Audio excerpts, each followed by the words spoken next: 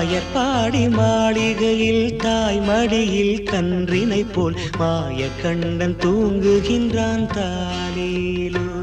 அவன் வாய் நிறைய மண்ணை உண்டு மண்டலத்தை காட்டிய பின் ஓய்வெடுத்து தூங்குகின்றான் ஆராரோ. ஓய்வெடுத்து தூங்குகின்றான் ஆராரோ. ஆயர்பாடி மாளிகையில் தாய் மடியில் கன்றினை போல் மாய கண்ணன் தூங்குகின்றான் தாலேலோ.